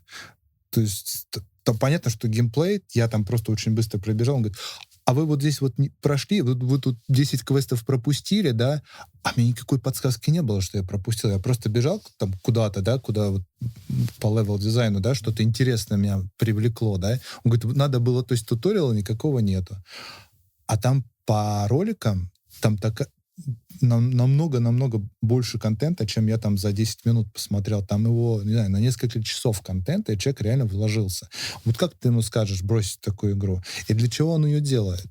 То есть он ее делает для того, чтобы по-быстрому денег срубить? Вряд ли. Такого да? не было ощущения. Это, скорее всего, какой-то просто проект, где он отводит душу, где он реализует себя, где он там чувствует себя творцом. То есть у него свои цели. Возьмем противоположный на другом конце пример, там, нашу студию. Да? У нас бизнес-разработка. У нас каждый месяц там, мы сдаем 2 прототипа. Там, минут на 20-30 там, геймплея. Да? А у нас нет времени на то, чтобы вкладывать деньги, время в то, что не работает. То есть нам нужно понять как можно быстрее. Иначе просто деньги закончатся, как бы, и мы закроем все. Нам нужно как можно быстрее это понять. И мы делаем итерацион, то есть мы проверяем гипотезы там, месяц-полтора, там, максимум 2, да, то есть мы делаем прототип, и если первоначальные метрики плохие, мы его тут же кидаем. То есть у нас все быстро происходит. Там, без слезинки. Нет, может, Никита всплакнет, конечно. Я каждый раз в подушку. Да. Вот, но на самом деле, да, мы метрики смотрим, то есть бывают пограничные метрики, там очень много там нюансов, в том числе мы с издателями, как говорили, да, работаем, то есть они нам помогают тоже в этом плане. То есть у нас команда прирастает частенько к проектам, особенно там геймдизайнер, которые эти проекты ведут, да, они прикипают. Вот, и в целом психологически это тяжело, но у нас проекты не самые маленькие, вот, и по времени разработки не так много, как бы мы тратим на них, да. Вот у нас есть знакомых много, которые гиперказуальными проектами занимались. То есть это самые, наверное, простые такие игрушки, да, которые там одна механика, вот, и они делали студии там по 2-3 прототипа в 2 недели у них там. Там народ был немало, да, то есть, типа, они вот по 2-3 проекта в 2 недели выдавали, то есть, типа, и из этого, то есть, чаще всего большая часть выкидывалась. То есть вот это вот очень тяжело, как мне кажется. Ну, это такой data-driven, да, с одной стороны, да? Беспощадный, Безжалостный абсолютно, да. По отношению к разработчикам, как мне кажется, особенно. То есть, типа, все равно люди стараются, то есть, типа, в индустрии хотят сделать тоже продукт крутой, да, но вот гиперказуалки как раз дали вот этот вот момент, когда очень много тестировать, проверять все. То есть максимальный data-driven, и уже там иногда было некоторым не до геймплея, наверное, да, то есть, типа, надо вот просто сдать проект и проверить. Вот. Тут не хочется советовать вот в какие-то крайности впадать. Наверное, вот какая-то есть золотая середина между тем, чтобы понимать вот data-driven подход, да, то есть понимать, какие метрики, да, куда ты целишься, как можно проверить, как можно это все выпустить на рынок, и между тем, что ты вот вкладываешь там в проект, да, то есть как-то творческий, вот это все, да, то есть вот это как-то совместить между собой. Задача не супер простая, вот. Нужно как бы... Вот мне кажется, молодым разработчикам вообще можно рисковать очень много. То есть у них пока есть... Да, пока есть возможность, косты потому минимальные. что риск... Всегда можно подработать с курьером. Очень крутой совет, мне часто кажется. Оправдывается, да, и это дает какой-то уникальный экспириенс игрокам, и они могут это цепануть. То есть, да, очень много кейсов было, когда вот просто проекты выстреливают иногда даже не сразу. То есть, типа, Женя уже упоминал Among Us, да, то есть, типа, проект, который выстрелил через 2-2,5 года после того, как он выпустился, благодаря одному случаю просто там стример какой-то, да, подцепил его, и все. А студия уже собиралась закрываться. Вот, то есть, типа... Таких случаев, на самом деле, в индустрии много. Много, да. Ну, то есть, за последние там пару десятков лет их, в общем, можно... Да, и они такие есть. То есть, типа, а ребята тоже рисковали, тоже делали там продукт, да, то есть, типа, делали не как все, не смотрели, я думаю, на маркетинг в чистом виде, да, хотели сделать крутой проект, то, что им было интересно. То есть, и пока вы молодой, наверное, вот риск надо пробовать.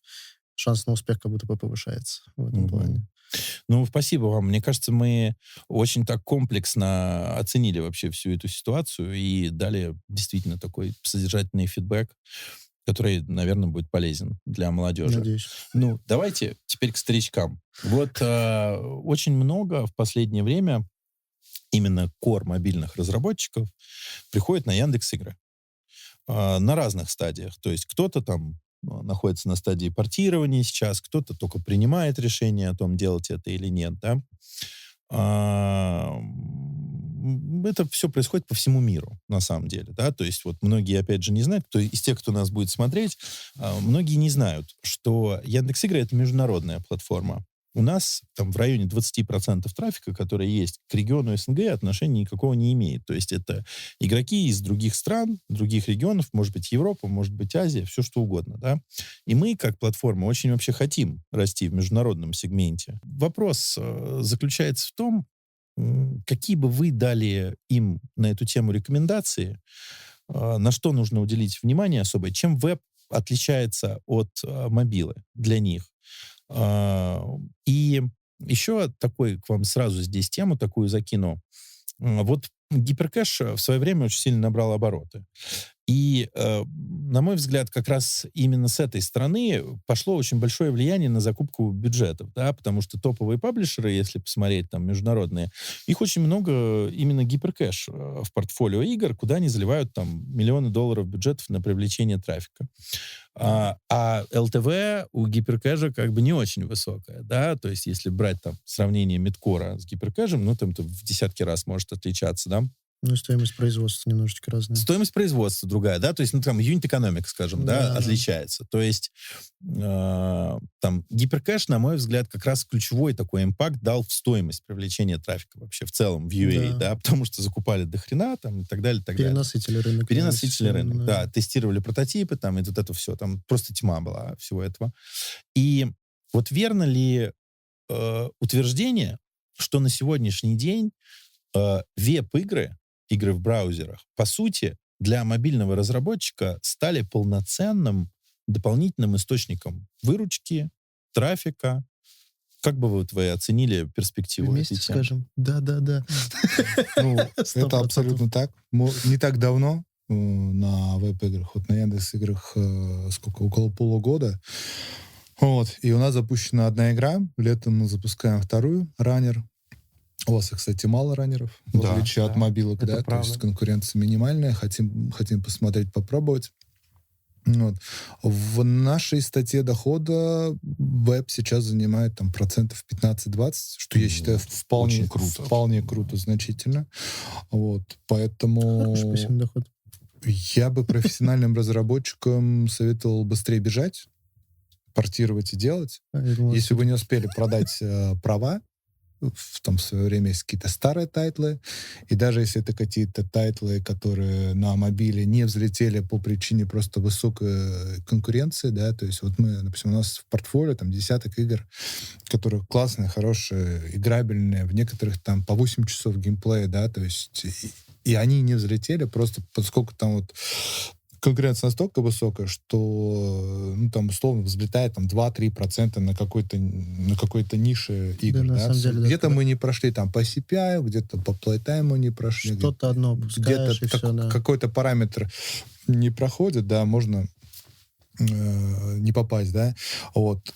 Такие проекты мы сейчас планируем, то есть мы сейчас готовим наш внутренний стек технологий под то, чтобы мы могли быстро эти игры адаптировать, оптимизировать, встроить SDK, все настроить, да, чтобы все это выглядело для пользователей веба классно, там, играбельно и почему нет? То есть, ну, это хорошая история. То есть мы в это сейчас верим, мы хотим в это вложиться. То есть вот летом, я думаю, второй тайтл сделаем. И дальше тоже.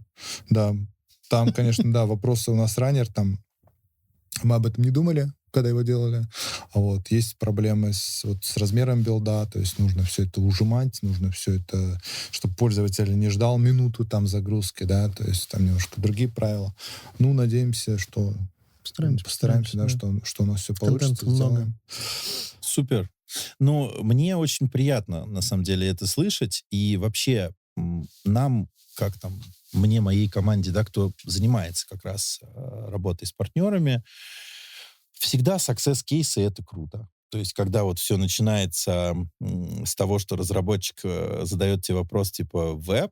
Типа, что? Игры в браузере? А это что, еще есть такая Это тема? же было лет 10-15 Слушай, на назад, самом да? деле это очень распространенно. То есть вот мы там сотни проводим разных встреч с разными разработчиками. Вот могу вам, знаете, как сказать, там вот я пришел год 2,5 назад, наверное. Когда мы начали, я ходил там по крупным мобилкам по всему миру.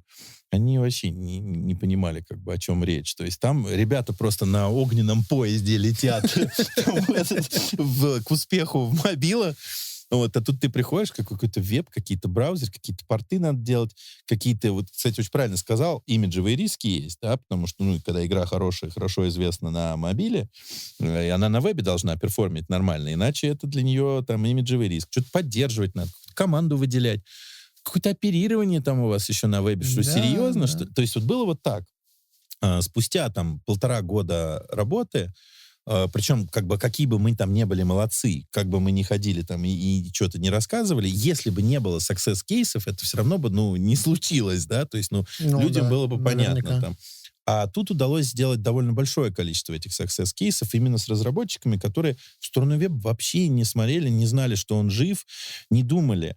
И сегодня нам гораздо проще уже там вести любые разговоры, потому что на рынке уже, ну, есть прям такая повесточка, что веб норм себя чувствует, что, ну, понятно, есть Яндекс.Игры, да, но есть другие площадки, есть по всему миру эти площадки, да. Я не исключаю, что там в течение года или там, может быть, ближайших 2 лет на вебе начнется уже в полный рост история с лицензированием, покупкой эксклюзивов. Ну, то есть уже сегодня на Оно вебе уже идет, есть кейсы. платформы, да, У там... нас пытались. Я не Были сомневаюсь, кейсы, я не да. сомневаюсь, да, что есть платформы, которые действительно выкупают. Вот стоит, например, какому-то сетевому шутеру появиться на рынке, на вебе, все. Месяц-полтора, наверное, он протянет, как бы, а дальше все его кто-то купит на эксклюзивной основе, он будет стоять только на одной платформе.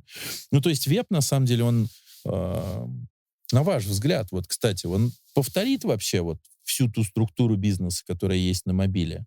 Или будет какая-то, вот какие-то будут исключения, разница какая-то будет? Ты скажешь. Нам очень, вот на текущий момент нам очень нравится по сравнению, допустим, с мобильным рынком мы работаем через издателей. Мгм. То есть мы не работаем с площадками напрямую. Почему? Потому что современная экспертиза издателя, она подразумевает там, если не просто отдельные каких-то людей, да, которые что-то умеют, а прям целые отделы, да, по оптимизации, по закупке трафика, по аналитике. И это, конечно, работает при определенном размере команды. Но вот, допустим, команда из 15 человек, которая выпускает там несколько игр там, в месяц, допустим, на тест, он просто себе не может позволить содержать вот все эти отделы. Поэтому вся работа идет через издателей, там, через их экспертизу, через их закупку.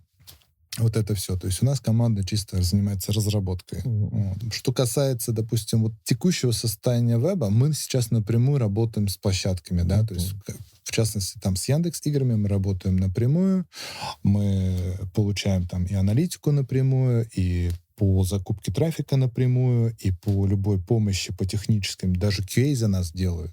То есть даже вот элементарно сделать игру на мобильный стор с 15 тысячами устройств на андроиде. То есть уже надо протестировать все, а здесь за тебя все это делают, да, то есть любая помощь там с тестом даже там на телевизор, все это там, без проблем. Вот. Поэтому как бы, не знаю, мне тяжело предугадать было, где я окажусь через 15 лет. Вот если бы меня спросили, да, как будет там через 15 лет, чем ты будешь заниматься? Очень тяжело в будущее заглянуть. Очень легко рассуждать из прошлого. Но если так саппроксимировать, будет расти этот веб-рынок, будут приходить там новые команды, новые бюджеты и пользователи. В конечном счете, в итоге мы все это делаем, все это крутится вокруг пользователей. Если будут пользователи, если все это будет прирастать. Сейчас около 30 миллионов, да? Больше. МАУ. Сейчас уже средняя больше. МАУ платформа 39 миллионов. 39 миллионов, да? Это уже выросло за это время. Вот, с да. того года. это Классно. буквально, то есть там мы смотрели видео, по-моему, двухмесячной давности было 30, да? То есть уже, то есть такой рост, Ну, наверное, месяца за 3. может быть, и 50 будет, допустим. Слушай, ну мы еще, вот это МАУ, мы считаем тех, кто в игру поиграл. То есть если посмотреть именно в визиты, сколько людей там приходит на платформу, ну, там цифра будет в 2 раза больше. Даже больше, чем в 2 раза. Ну, понятно, Ну, да. понятно. А мы считаем именно тех, кого можем... Более Ну, объективно. мне нравится, как активного вы считаете, игроком. и там, не гонитесь за цифрами, считайте как бы честно, это круто. И если такой рост будет, то есть будут приходить пользователи, которые будут делать покупки, смотреть рекламу, там, может быть, какие-то сабскрипшены появятся, еще что-то такое, да, то есть они будут оставаться на этой платформе, им будет удобно, вот уже сейчас удобно, ты заходишь, ты фактически имеешь нативный опыт, а еще и кроссплатформенно через телевизор, через там другие устройства, там десктопные компьютеры, еще что-то, там телефоны, планшеты, все это работает, да. Это удобно, если люди будут приходить и не просто в одну игру играть, там, да, а оставаться на платформе, и мы там все для этого будем делать, тогда это будет развиваться, будут приходить команды, бюджеты и доля покупного трафика в битве за этого пользователя, вот за... Потому что витрины всем не хватит, к сожалению. Там, конечно, умные алгоритмы, рекомендации, это все понятно, да, вот, но тем не менее все равно есть определенное вот окошко, куда нам все не пролезут, да, если это будет действительно большое количество, уже как бы есть конкуренция, Да. но эта конкуренция никак не сравнится Конечно. с конкуренцией на мобильном. Вот мы заходим, у нас раннер есть, да, с Red Bull, с нашим, вот, и мы думаем, там вот на мобильном рынке там их этих там 300 раннеров, да, допустим, там Subway Surfers и такой хвост. Ну, за это ним. 300 из тех, кто там, кого увидеть Да, можно, да, разглядеть. да. И на Яндекс.Играх, по-моему, там вот, ну, буквально Да один несколько или нет, два несколько их там есть. Нет, ну они есть. раннера. Вопрос, какого они качества. Ну, есть хороший вот Омном Ран, Омном Ран, неплохое да, качество, да. И хороший персонаж, да. То есть Узнаваемый у тоже. нас часто видео идут Red Bull с Омномом, аудитория детская, они как-то перекликаются. То есть вот у нас есть надежда на то, что это как-то сработает. Вот мы сейчас хотим запустить раннер, посмотреть, как пойдет, что будет. Но конкуренция, ну, это просто не сравнить. Конечно. То есть там сотни раннеров, где просто там одних Subway Surfers'ов 10 штук там, и где там несколько штук, да. Вот, поэтому я думаю, что ниш незанятых осталось очень много на Яндексе. Мы будем пробовать в них пролазить, проходить. Планка качества, даже если есть игры в каком-то жанре, все равно не такая высокая по арту, да, то есть и по стоимости продакшена, она вполне для небольших команд подходит. Мы будем стараться да, вообще-то. Мы у нас прям честно есть ставка на то, чтобы в эту историю вписаться и, возможно, там часть нашего бизнеса как бы вот под это дело развернуть и Это заходить круто. с игрушками. Касательно еще, да, веба, вот эту вторую итерацию хотел дополнить, да. Вот. А в плане развития есть всегда куда расти. И платформа еще относительно новая все равно, да, в целом. То есть, типа, есть что улучшать. Я бы даже сказал, там, на мобильном рынке, с Тором тоже есть куда еще расти и улучшать, что за такое время, да, за такой период. Вот. Но тенденция уже, там, за последний год, как мы знакомы, наверное, да, с этой платформой непосредственно, то есть, типа, уже очень сильный рост. То есть, типа, в этом плане респект всей команде. Ну, конечно, мы работаем как единое целое в Яндекс.Играх, и, наверное, самое ценное для нас — это слышать правдивый, позитивный фидбэк от игроков и от наших партнеров, от А разработчиков. про рост ты сам сказал, да, то есть, типа, что бустит площадки, вся эта аудитория, да, как если будет аудитория, будет рост и денег, и рост команд, которые будут в этом участвовать, так что тенденция хорошая сейчас, как будто бы. Слушайте, ну у нас тоже очень много было внутренних изменений там в части политики к контенту. Я не знаю, насколько вы в курсе, но когда платформа вот начиналась, философия была такая накопительная. Ну, то есть, понятно, когда да. ты платформа, для тебя контент — это вот эти единички, как бы, которые копятся, и это круто. Там, чем А больше надо же этих единичек... привлекать. Да. Соответственно, там в какой-то момент уже там на платформу стали приходить более крупные разработчики, более крупные тайтлы, стали расти определенные игры, да, оттягивать на себя очень там большой кусок аудитории. То есть, вот, например, вы сказали, что 15%, да, примерно вашего там ревеню стрима, вот это там с веба, вот таких примеров много.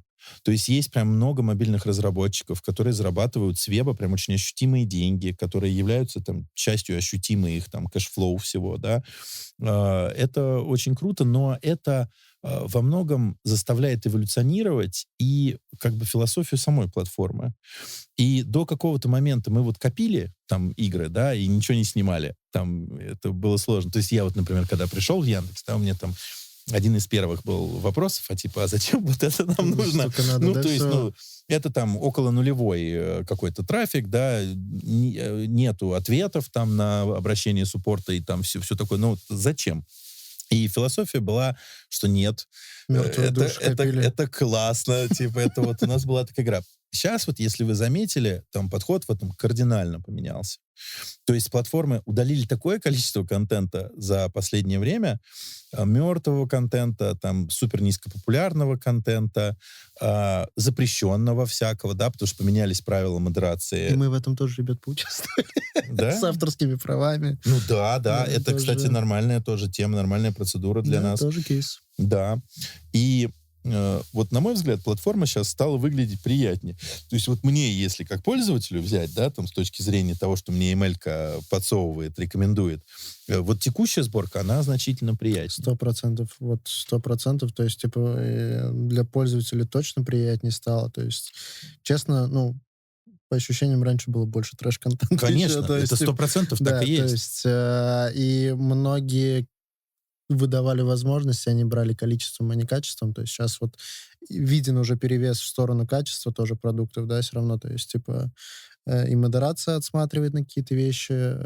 Там, то есть мы сейчас там еще один проект тоже пробуем на Яндекс.Игры запустить, да, там сейчас модерацию первую не прошли, нам модераторы там прислали все, расписали все подробно, фидбэк свой дали дополнительно. Это, кстати, тоже очень прикольно. То есть, типа, то, что ребята там не просто у вас там сидят, да, работают, там учатся играть в Нет, эти... это удивительно, потому что там, условно, площадки мобильные, там тот же Google Play взять, тебе просто банит игру, у нас были случаи, когда у нас у друзей, коллег банили целые аккаунты, сотни игр с многолетним, как бы, с многолетней работой. Просто вы нарушили privacy policy. Почему? Что Где? именно Чем? нарушили? Мгм. Ноль ответа. У тебя просто удаляет аккаунт, там сотни игр. И когда идет вот общение на человеческом языке, там на партнерском языке, на русском языке, все пишут, что именно нужно поправить, где какие там SDK, еще что-то какое-то, вплоть до геймплея, там, вплоть до каких-то моментов, да. Ну, это очень Да, подкупает. там отдельный пункт фидбэк просто. Это прям ребят. очень подкупает, такой, да. то есть- круто. Это приятно. вам модер хороший еще попался. Да, но приятно. Вот это приятный момент. То есть, типа, мы адекватно к фидбэку относимся, то есть, типа, и все время приятно. То есть, человек очень много с этим работает, тоже можно прислушаться к нему. То есть, типа... Это правда. Тут, с одной да. стороны, как бы можно сказать, что если сильно перекрутить гайки в плане модерации начальной, да, то есть можно оставить очень много разработчиков, которые только начинают, да, им там тяжело как-то освоиться, еще что-то. Хотя все написано, все правила можно прочитать, все это можно Ну, есть такие же платформы посмотреть, тоже. да, и как бы с таким фидбэком от суппорта можно все это исправить, да, вот. Но, тем не менее, да, то есть определенная планка качества, ниже которой, допустим, платформа не готова опускаться. Почему? Потому что, ну, в заботе о пользователях, да. Потому что кому понравится заходить на платформу и там тыкать из 10 игр, только там одна будет нормальная, а 9 будет с кричащими какими-то логотипами, а внутри будет пустышка, да. То есть кому захочется тратить на это время? Все любят рекомендации, все любят качественный контент. Вот, поэтому это движение правильное. Конечно, оно не безболезненное, да, то есть как бы в этом плане, на самом деле, там мобильные сторы, говорю, там тоже все это происходит в гораздо большем масштабе. Если игрой не заниматься пару лет, так по опыту, то вас удалят, да, то есть там постоянно идет апдейт и постоянно идет вот эта Кстати, еще один плюс в этом. ротация, да. Поэтому если заниматься игрой, если ее там поддерживать, и там есть игроки, там есть как бы стимул вам производить суппорт, ну, занимайтесь. Если нет, да, ну, мне кажется, просто можно даже честнее будет там условно удалить какую-то игру, там заняться другой, или на ее основе там с какими-то выходными данными сделать там апдейт там, или еще какую-то новую игру, еще что-то такое. То есть это нормально. Это нормально. К сожалению, да, разработчики принимают близко к сердцу. У нас были моменты, когда там клоны, и пытаемся им донести, даже, ну, нормально объяснить, что там нельзя использовать графику там с нашей игры, там, да. Вот. Ну, Про угрозу не да, хочешь сказать? давят на жалость. Давят на жалость, говорят, что ну вот мы начинающие разработчики, нам тоже хочется там вот как-то выделиться. Ну, советуешь, говоришь, вот делать что-то свое, да. То есть есть тонкая грань между там прямым копированием и творческим каким-то переосмыслением. Да. Понятное дело, что любая игра — это какая-то вот комбинация всего, что у нас там в голове есть. Да? Ты во что-то поиграл, ты что-то увидел, еще что-то. И везде в любой игре можно найти какие-то схожие детали. Особенно при высокой плотности в жанре, там, понятное дело, что очень много всего, оно заимствовано, да. Ну, и механики не патентуются вообще, там тоже же есть такой момент. Ну, у нас конкретно вот... Бывает. Ну, глобально нет. То есть глобально нельзя, по идее. Не, ну когда идет прямой прям клон, то есть прям в обвертку запихивает игру. Были кейсы. В общем, смотрите, вот эта тема с АП вообще, это очень сложная, многогранная тема. Да, но я полностью поддерживаю вот тот месседж, который у тебя был, да, что можно переосмысливать вещи, и это дает возможность увидеть какие-то новые возможные решения, которые людям понравятся. И это гораздо круче, чем просто делать какой-то клон. На самом деле есть правило такое, ну, у нас, по крайней мере, негласное, 80/20. Мы 80% контента, ну, в каком-то виде, да, то есть пытаемся повторить, ну, не клонировать, а то есть, типа, перенести, потому что это узнаваемо игроками уже, да, они понимают, как в это играть. Это тоже определенная проблема, когда ты даешь совсем уникальный опыт игроку, а он не знает, как его играть. То есть, типа, это тоже отдельная трудность. Вот. И 20 — это что-то новое, уникальное, то, что ему заинтересует, зацепит. То есть, типа, как раз, то есть, вот такое есть тоже правило у нас классное. То есть, типа, что-то должно быть узнаваемое для игрока. И вот когда это 80/20 в таком примерно соотношении, это дает и новый экспириенс игроку, и при этом он играет уже в что-то узнаваемое, понятное ему не так сложно в это вовлечься. Да. Ну, А это огромная проблема, на самом деле. Я понимаю. Да, то есть, типа, чтобы игрок сразу все понял, осознал. Даже Жанры сформированы уже, мы работаем в конкретных жанрах на мобильном рынке, то есть мы если idle делаем, да, то есть мы делаем idle, там механики, ну, ее в любом айдле можно найти idle arcade, да, то есть можно найти эти механики перемещения, стека, еще что-то. Вот. Но какое-то совмещение сеттинга, еще каких-то новых механик, оно как бы дает вот именно, ну, новую игру, новое что-то игроку в каком-то в плане опыта, в плане игры, то есть что-то свежее. От прямого копирования лучше стараться избегать. на мобильном рынке очень много кейсов, где вот эти 20% это сеттинг, да, уникальный, который цепляет другую чуть аудиторию в каком-то виде, то есть перекликается. Иногда это выглядит прямой копией, иногда это очень даже неплохо, и что-то уникальное реально добавляет. То есть, типа, неплохие кейсы тоже такие бывают, то есть и проекты прикольные. Вот, но лучше вот сделать что-нибудь свое, а не нас клонировать. Ну да. Друзья, вот у меня есть такое ощущение, что мы с вами можем еще пару часиков легко вообще спокойно здесь пообщаться.